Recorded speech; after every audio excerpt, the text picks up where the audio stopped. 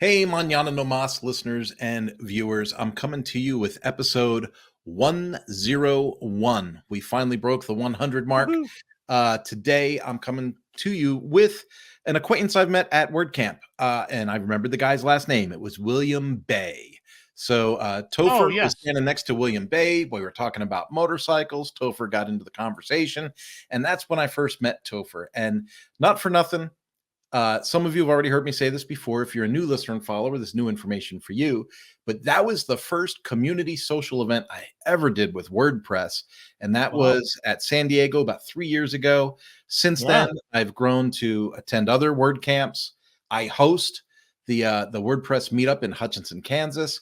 And it has just been such a fulfilling adventure to grow beyond the agency ranks and be able to get involved in the community and add value and all those things. Now, with that said, some of the things that Topher brings to the table I find incredibly interesting.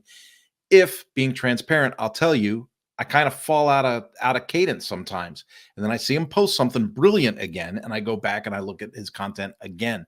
So I just want to iterate, Topher. I think what you do is brilliant.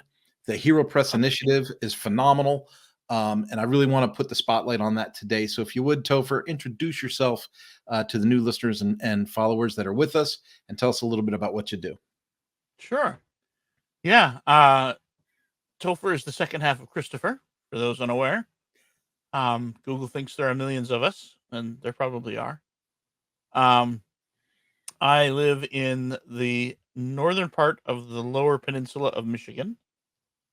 We just moved up here a couple weeks ago. Place is still full of boxes. Sweet. Yeah, and I had to get Starlink, which I got the other day, and is amazing now. Yeah, I hear great things about Starlink. Yeah, Starlink is pretty great. I've been a web developer for 30 years. I was there for a lot of things being invented, like HTML 2.0, PHP, CSS, Flash. I was there for the Yep. death of Flash too. Yeah. I made some really great Flash websites. Did you? Oh, yeah. Yeah. I loved that plane in that. And then all of a sudden it was gone. It was gone. Yeah, I'm married, have 2 kids that are all grown up. A couple years ago, our daughters came to us and said it was time for us to go. So we moved out, and they're still in the house. And Wow. we live wherever we want, and they're stuck with a house paying rent on something I own. Well, there you go. There you go. Yeah. Such an interesting thing. My family just moved. So Yeah. it seems to come up in conversation a lot. You said you had just moved. We literally, after renting for nearly 2 decades, finally Wow. bought a house out here in Kansas. And Uh-huh. we escaped California just over a year ago, Okay. swimming in debt, struggling with the California economy and trying to Oh, keep up with the man. Joneses and not doing a very good job of it. And it's amazing. We moved to Kansas, and Joneses are within jerks, 11 man. months, we paid off all of our debt and bought a house. That's awesome.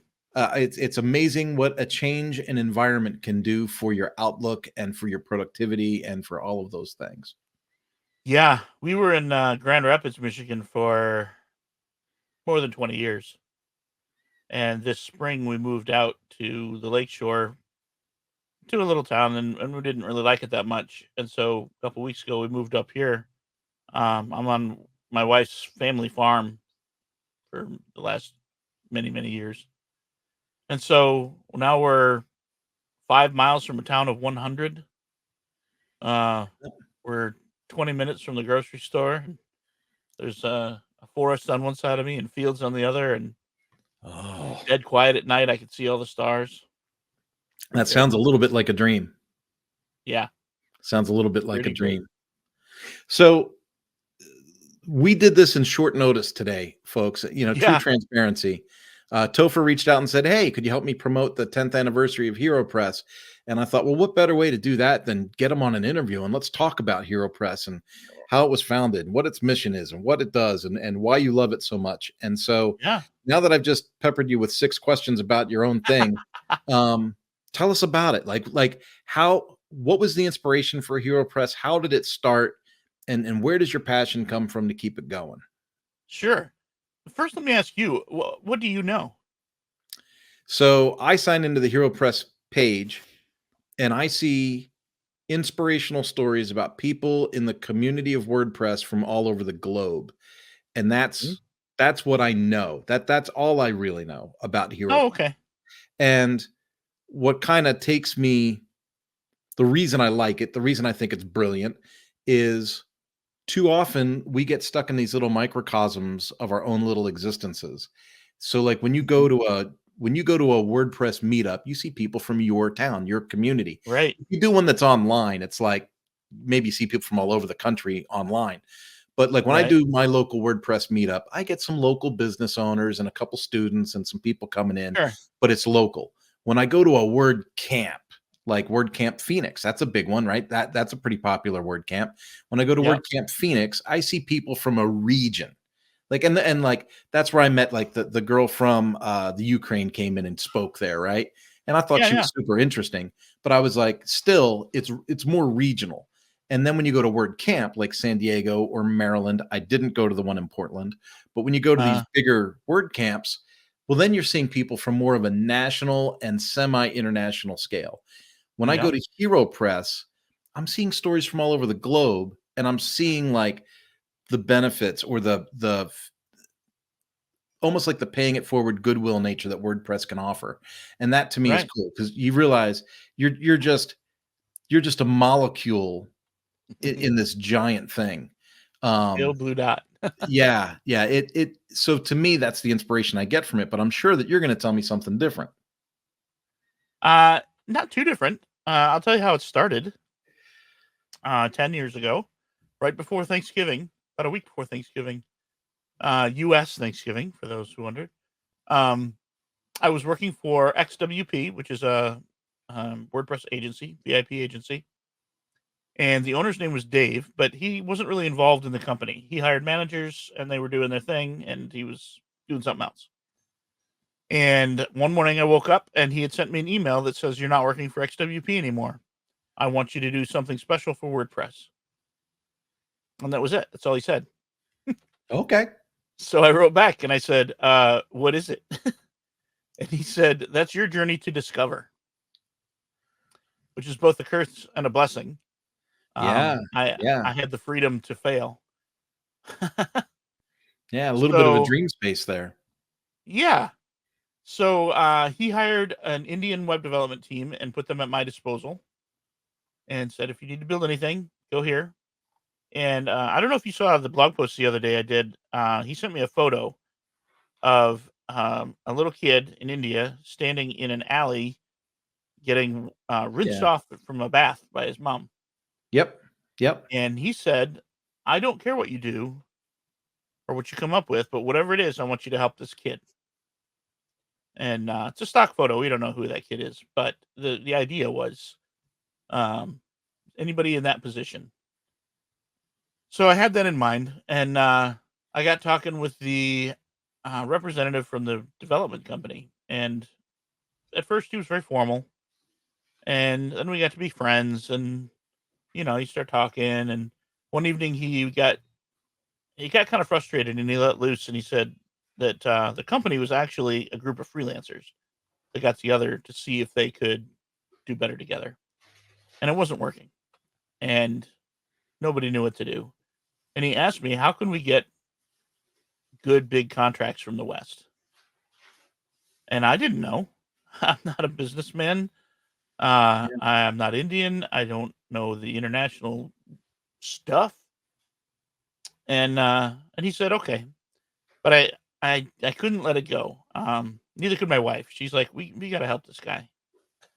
And so I thought, well, who would know this answer? And I asked around, and somebody said, WordCamp Mumbai just happened, and all the organizers are successful WordPressers.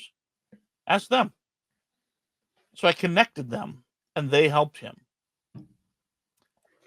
and it felt really, really good.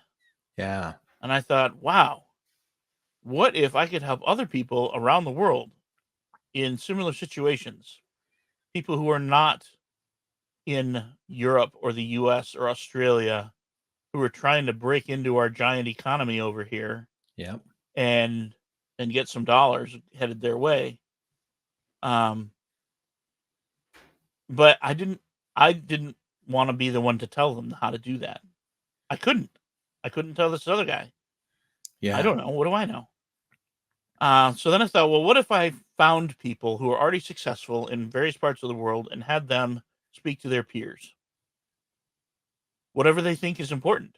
Like, I don't even know what's important. If I went to somebody and said, you're a business person, you're successful, what do you say to this other person to mirror what you're doing? And Yeah. who knows what it is? So Dave was originally thinking that it would be a product, and this was going to be a show, a service. And but he said, okay, we'll go for it. It was going to be, I don't know if I said this, it was going to be video like Ted. And we were going to travel around the world with a video crew and record people doing their thing in high def, beautiful audio and video, and make it really professional and nice. And we'd probably turn out 2 or 3 a year. And he said, as a test, we're going to do a Kickstarter, and we're looking for 60,000 Australian dollars because he's Australian. Okay. Which is probably 40K US. And I learned later he didn't actually need the money. What he wanted was 60,000 $1 donations. He wanted 60,000 people in the power of the WordPress audience community. Yeah. He wanted 60,000 people in the WordPress community to say, I believe in Heropress worth $1, at least. At the time, they'd never heard of it. They didn't know what it was. Yeah. Well, what happened was in the first 3 or 4 days, we got 3 donations for $5,000. And over the next several weeks, we got 40 or so donations for $20. And I don't know if you knew this about Kickstarter, but if you don't make it, you can never try again. But if you cancel it, you can regroup and start it again. Yeah. So we cancel it a few weeks, about days before it ended. But that was it. That was the end of it. Part of the deal was that if this doesn't work, everybody walks away. I didn't have a job. The project was dead. It's just over. Yeah. So, I had some long talks with my wife about work and all of that, and what are we going to do? And she had been a little wary of the whole thing anyway, probably wiser than I. But people started coming to me and say, you can't let this go. You can't let this die. It's too good of an idea. And I thought, well, still unemployed. I'm not traveling the world with a video team that I'm employing. Yeah. So I thought, well, how could we do this? And so I thought, what if we did it in text? The creation time drops from months to an afternoon. Yep. The editing is almost zero. I don't edit the stories. I mean, I read through them and I'll fix the occasional spelling error, but I don't fix broken English. I don't fix ideas. I don't fix anything. It's your thing. And then bandwidth. We were catering to people in Central Asia, in Africa. 5G was not the hot thing 10 years ago. Yep. I had a coworker who worked every single day on his 3G phone. And text just works better that way. So I went to Andrei Sevchenko, Rarst. He was one of the first ones who was going to do video, and asked him to write, and he did, and it was amazing. It took right off. Everybody loved it. So I thought, oh no, I got to get another one for next week. And I did that every week for about 5 weeks before I thought, hey, let's get ahead. Let's get ahead. But there it went. So I wrote to Dave and I said, do you care if I do this? Because he owned the company. It was a real registered company in Australia, and he didn't write back. So I just kept doing it. And then some months after that, he wrote back and said, I like what you're doing. Keep it up. So we kept going. And a few months after that, the organizers of WordCamp Pune in India asked me to come speak. Indians have always loved Heropress. There's a unique place for India in Heropress. And so I said, that's cool, but still unemployed. So I did a GoFundMe, and I got all the money I needed in 24 hours Yep. to go speak. And to this day, people walk up to me and say, "I met you at Pune for the first time." And of course, I don't remember them. I was only on the ground for about 48 hours, and it was 16-hour flights at either end. I was not sleeping well. So is it So okay if that's I how ask, Heropress started. is it okay if I ask some personal questions then related to this? Absolutely. Yeah. Because I'm just going to call it the way I see it. I mean, the first word in your description on your X profile says Christian. Do you consider this part of your outward mission? You are the first person to ever ask me that on TV. And I'm going to tell you about it because I think it's significant. I didn't see how it fit at first. I mean, I could see I was helping people, but if you get right down to it, I was a missionary who traveled to India to tell people how WordPress would save them. And as a Christian, that makes me squirm a little because WordPress isn't what saves people. Jesus saves people. You know what I Jesus mean? saves people. That's what they teach us in Sunday school, at least. Jesus. That's what they do. Um, WordPress did not die on any cross for you. But then right after Pune, a guy that I had seen but did not meet at camp from Sri Lanka sent me an email, and all it said was, "I really like what you're doing for God." And I said, "Well, what do you mean? Tell me more about this." And he said that, um, so back up a little bit. I had made a ton of friends in India, and we talked all the time on Slack and stuff Yeah. about everything, culture, religion, all of it. And I learned that a lot of Indians these days are atheists because they're just tired of all of this religious stuff. And so, we talked about that, and they asked me about my beliefs, and I asked them about their beliefs and all that. And it was just people talking. And he said a lot of those people are so sick and tired of religion that they don't want to talk about it with anyone. Yeah. So just the mere fact that you showed up and were willing to have a conversation rather than preach at them was a big deal. And in the years since, I've done my best to do something that Jesus said we should do, which is be him to other people. Yeah. Love, Love on people. be kind, compassion, caring, all of that.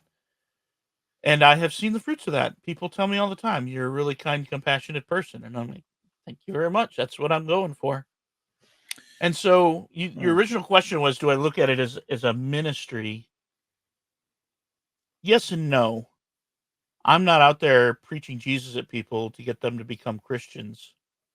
I'm out there in front of people being Jesus as much as I can. And this is the way he wants me to do it. And so here I am. That is, remarkable to hear just the transparency, the heart come through, because Jesus himself said his yoke was easy and his burden was light and all those things. And when we Mhm. oppress people with our ideologies or our rules or our, works over faith kind of mentalities, it can drive people crazy. Like, people don't want to hear about religion or what you believe in Right. necessarily. But when you can step out and through example, interaction, relationship, openness, friendliness, I got this weird vibe, Topher. It's a really weird vibe, and maybe you identify with this. But my wife works at a grocery store. I walk into the Okay. grocery store, and as I walk in, I'm literally like, I just walk in. I don't consider myself to be like this like strange person, but people are coming out and I go, "Hey, afternoon, good to see you." And I see the security guard and I say, "Hey, what's going on, Chris?" And everyone goes, "Hey, Yeah. Kurt, how you doing, man?" And then I get up to the cashier and she's so used to saying, "Hi, my name is Renee," and would you like stamps or whatever with it? So when I walk Yeah. up, I go, "Renee, don't tell me your name." And then she goes, "Hi, I'm Renee." I go, "I knew you were going to throw it up." And I just joke with everybody, Yeah. and she tells me, she says, when you come to the store and then you leave the store, you can tell that you've been there. Like Yeah. everybody's lighter. Everybody's, operating at a higher level because just a piece of light came through, just a piece of optimism.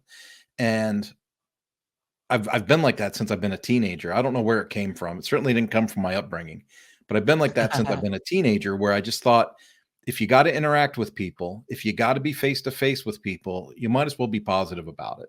Sure. Yeah. My daughter's Jeep. I bought her a Jeep. It's not her Jeep yet. I didn't give it to her yet, but I bought her a Jeep, got a great deal on it, but the check engine light was on.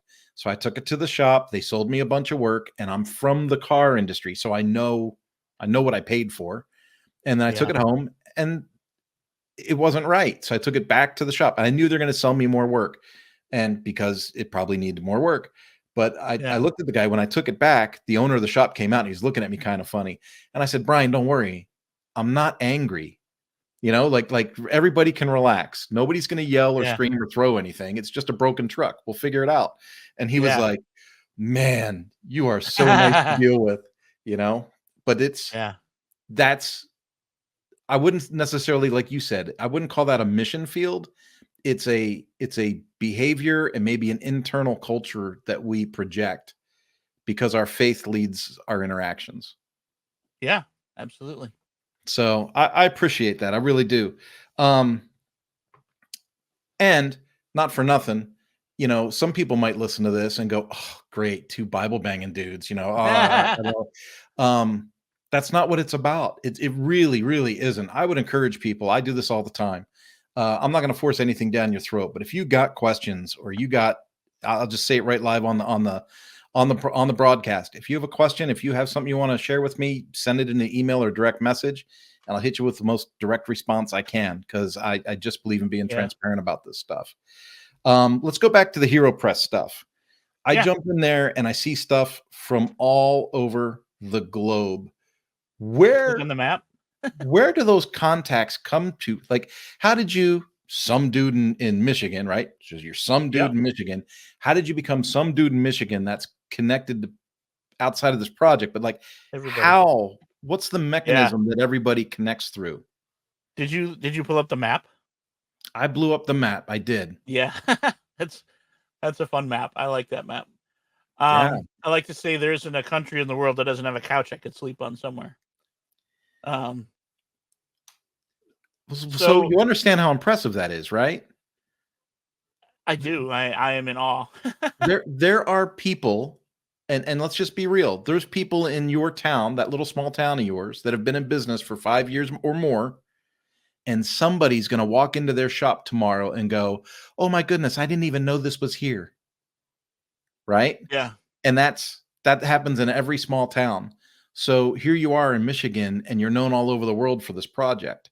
Like, how does that sphere of influence, how does it, there's going to be 1 million people that either want to grow a membership program or a course online or something, and they're going to go, well, how do you spread the word? How do you get people to pay attention? Yeah. There's a variety of ways. I found most of the people. There's probably 10 or 15 that came to me. Most people feel like their story is boring. No one cares. No one's interested. And so part of what I do is show them how interesting their own story is. Yeah. Diversity is very important to me, including and as many intersections as possible.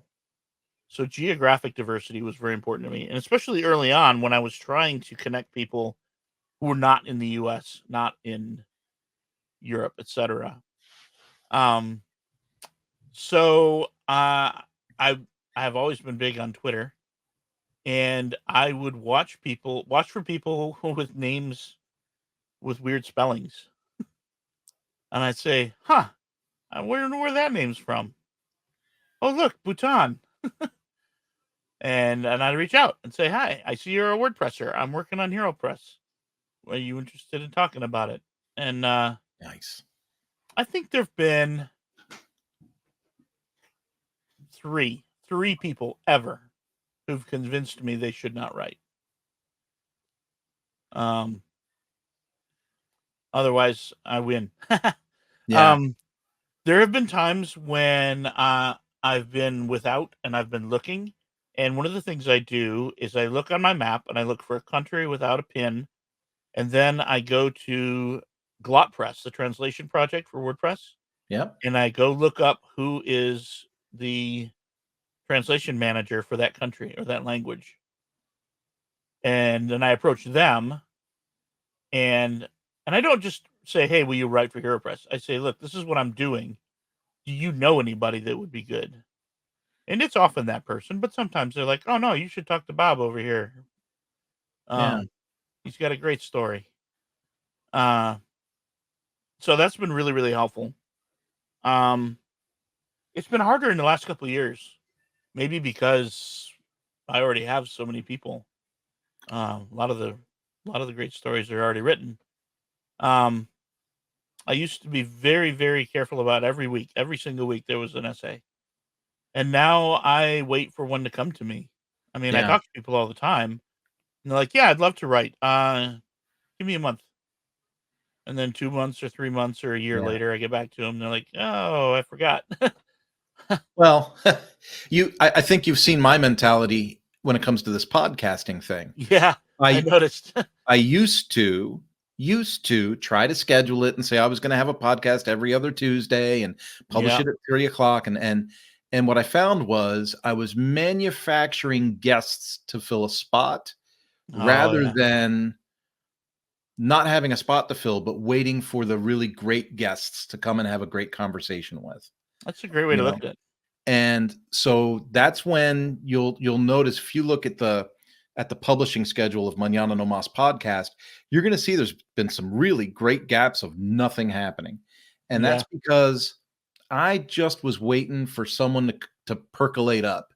And then when someone says, "Hey, I'd like to be on your podcast," or "I got a good subject," or "I got whatever," I go, "Hey, let's do it." Let's not schedule it for 3 Thursdays from now. Let's let's schedule it, get it published, put it out there, but put the spotlight on Sure. something. Yep. Now, so you've done this 10 years and HeroPress is having a 10-year anniversary. Is Yeah. there is there anything is there any happening or any event that makes the 10 years special? Or is it just a thing in your heart that says, I can't believe I've done this for a decade? Isn't that cool?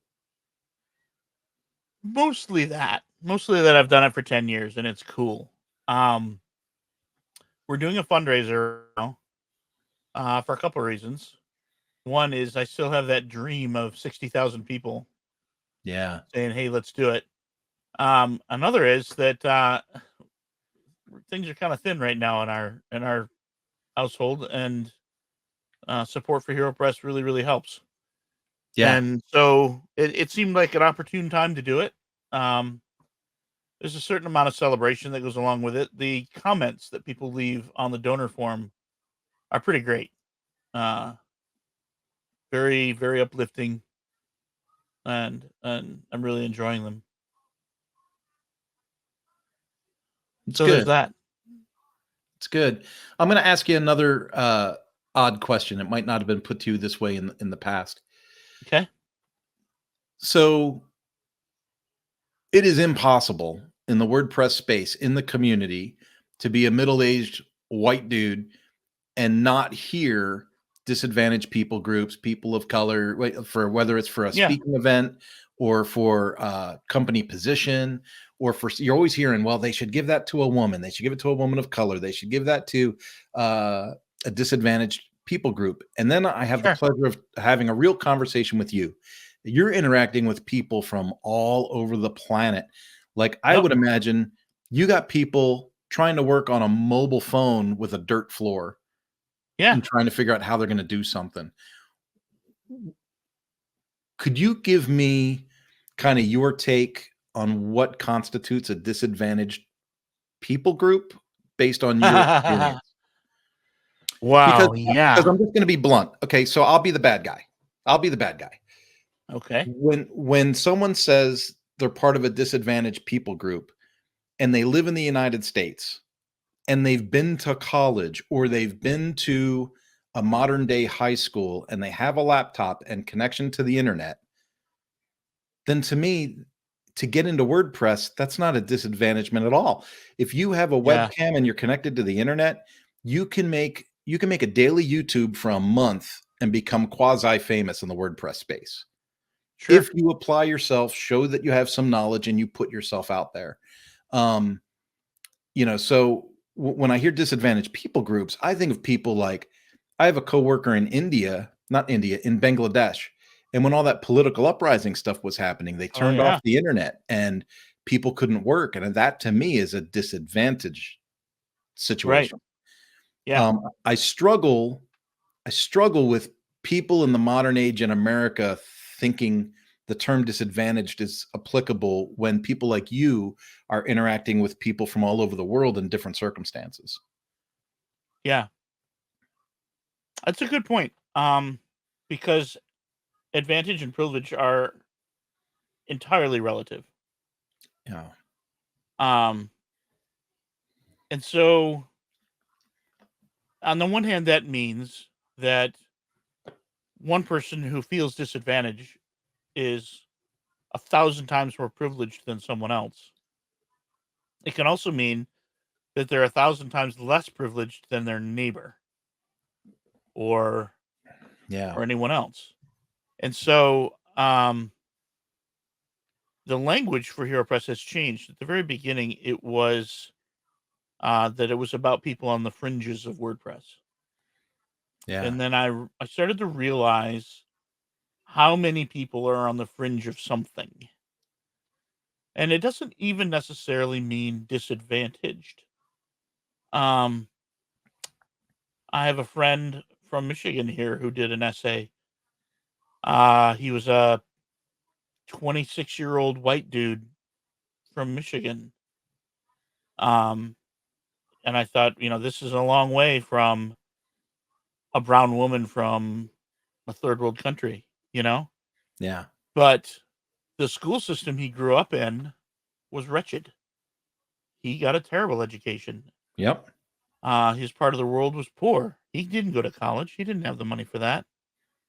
And his options were limited Yeah. compared to me, compared to a lot of America. And he found WordPress and he went to town. He used the library computer and built websites and plugins and got a job and now he's happy and successful. Yeah. And another interesting one is American women. We talk all the time about how women make less money than men. They're looked down on all the time. There's sexism, all this stuff. But you ask any black woman their opinion of the privilege of white women, and you will just sit there and listen for a long time if they're Yeah. willing to open up to you. So it's really, really relative. And I've been open to that. I've gone to people who said, "Well, why are you talking to me? I'm not a hero. I went to college, got a job, here I am." And I'm like, "Yeah, but you're a digital nomad traveling the world. That's freedom. That is amazing. How many other Yeah. people, even Americans with great jobs and a house and 2 cars and a dog and all that, wouldn't they like that freedom?" You know? Yes, I would. Yeah. So I really started trying to open my mind to what it is WordPress is bringing to us, to humanity. It is bringing wealth and health and privilege to people who don't have it in Central Africa and Central Asia, etc. Um, but it's also bringing freedom, um, freedom, freedom from just about anything. And then a deep dark secret that I learned: it's not WordPress, it's remote work. Yeah.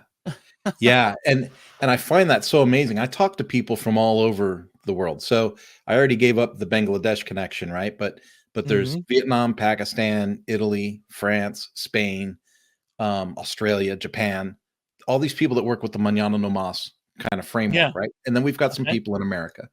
And I got corrected by somebody here in the States once, and I don't know if this is true or not true, but I had one of my people in Vietnam do a bunch of work for me. And then they gave me this invoice that I thought was just pitifully too low, Yeah. because I tried to get it done in America and it was going to be thousands of dollars.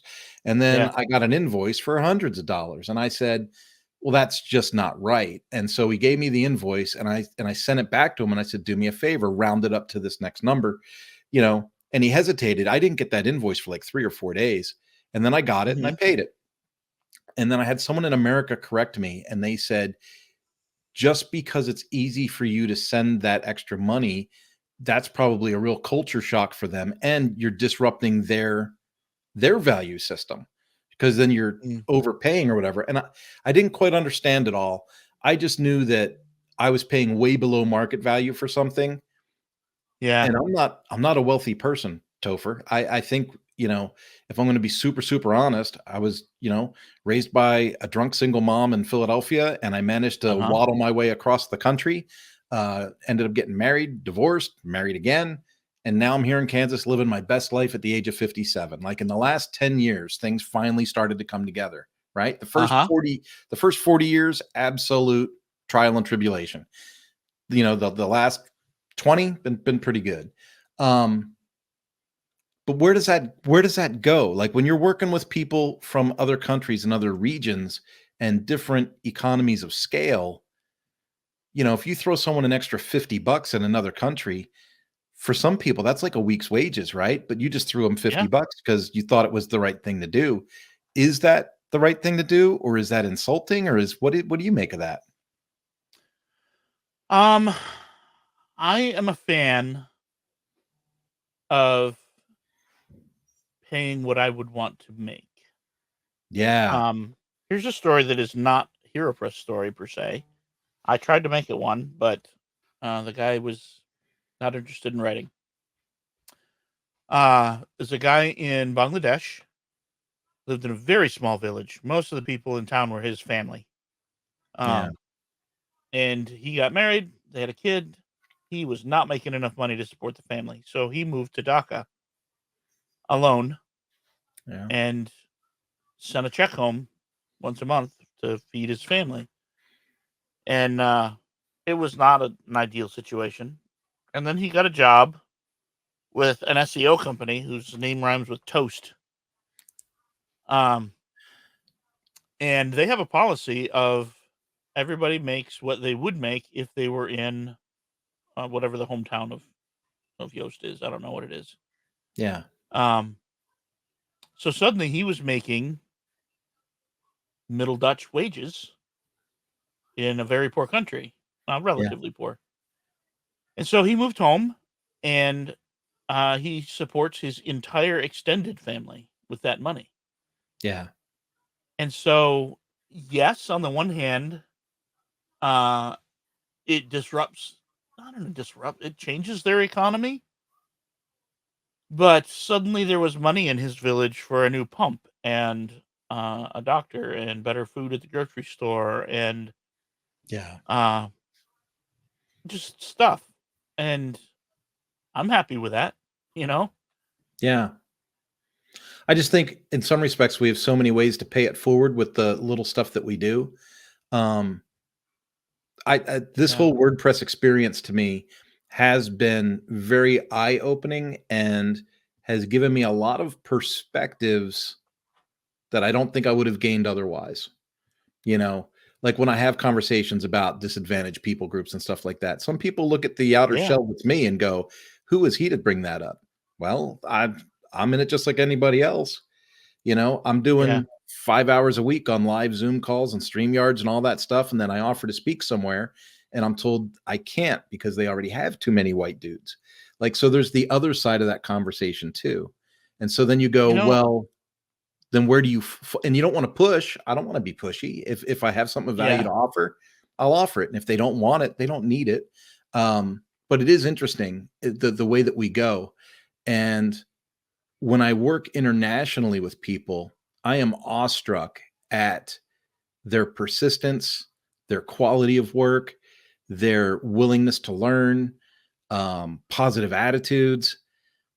More times than not, especially with some of the church work that I've done, you get into a situation where you're looking at poverty and you start to feel sorry for people, and then you realize the people you're helping generally are happier than you are. Some of the Yeah. happiest people I met were in abject poverty, and it's like, Yeah. so what, where does that happiness and contentment come from? You and I think we True. might have a piece of that answer, but for other people, it might be a little bit of a mystery. But I see the happiest of people, and I go, okay, Yeah. Um, I don't have a problem with being the white man left out because there are too many. yeah, I often, when I apply to speak, say, listen, if you have a person of color or whatever in line next to me, choose them. Even if the talk's not as good, I don't care. Representation matters. And um, for some little kids, seeing somebody who looks like them up on stage is going to matter. It's going to be a big deal. Doesn't matter so what the topic is. so I'm not going to disagree with you there because I do somewhat agree in that concept. Hmm. I just want to ask a question for someone that has the opinion that you just expressed, though. How do we get those people to participate more in the grand scheme, in the open community, Yeah. the YouTube lives, the contributing on X.com to the conversation, to joining the agency call on what is that, post status? Yep. Because I'm just I can tell you. because how do we get them to come out and talk to us? Yeah. A lot of times the reluctance is that they don't know that it's a safe space. Yeah. They don't know that they're not going to have some jerk in the crowd saying whatever or whatever. And Well, there's always a so, jerk in the crowd. You just have to harden up. yeah. Well, yes and no. Like, what's the crowd for this right now? It's just you and me. Yeah, that's And true. so a, a lot of it has to do with you personally in doing the investment to create safe spaces where people can see that happening, and so that they are willing to open up to you, to come to your thing. Yeah. Um, I have I have a talk that I've never given because nobody's ever taken me up on it, but it's about diversity.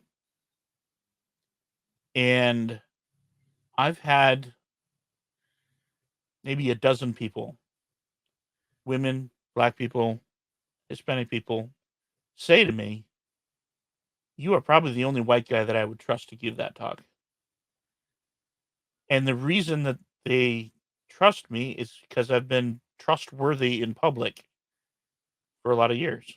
Yeah. And so, I mean, it is an investment. It's something you have to build up. It's not going to happen overnight. You can't just walk up to somebody and say, "Hey, I'm one of the good guys. Why don't you come on my show?" They're like, take off, white man." Yeah.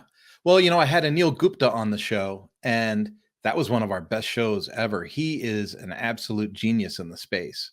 Yeah. Um, you know, and his, collab items and the stuff that he does outside of WordPress with his Substack account. It's Hmm. all, paying it forward, paying it forward, paying it forward. He's one of my favorite people.